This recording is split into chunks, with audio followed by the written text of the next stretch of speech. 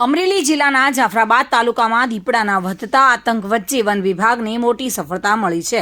One વિભાગની ટીમે રોઈસા ગામ નજીકથી એક દીપડાને પાંજરામાં કેદ કર્યો છે. આ દીપડો જ ચિત્રાસર ગામમાં બાળકીનો શિકાર કર્યો હોવાની આશંકા વ્યક્ત કરવામાં આવી રહી છે. ગત 25 જાન્યુઆરીના રોજ જાફરાબાદ તાલુકાના ચિત્રાસર ગામની સીમમાં દીપડાએ એક બાળકીનો શિકાર કર્યો હતો અને જેના કારણે ગ્રામજનોમાં ભય અને રોષનો માહોલ સર્જાયો હતો.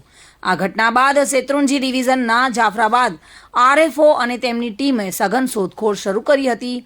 જોકે વિસ્તારમાં 10 જેટલા પાંજરા ગોઠવવામાં આવ્યા હતા અને વન વિભાગની ટીમે પગમાર્કના આધારે સ્કેનિંગ કરીને અલગ અલગ ટીમો દ્વારા શોધખોળ હાથ ધરી હતી.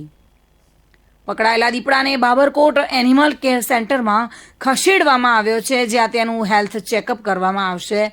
જોકે વન વિભાગ દ્વારા એનિમલ ડોક્ટરની ટીમ મારફતે આ દીપડો માનવભક્ષી છે કે કેમ અને ચિત્રાસરમાં બાળકીના મૃત્યુ માટે જવાબદાર છે કે કેમ તેની તપાસ કરવામાં આવશે. હાલ વન વિભાગને આશંકા છે કે પકડાયેલો દીપડો જ ચિત્રાસરમાં આવ્યો હતો અને જેના કારણે વિવિધ દિશામાં તપાસ હાથ ધરવામાં આવી છે.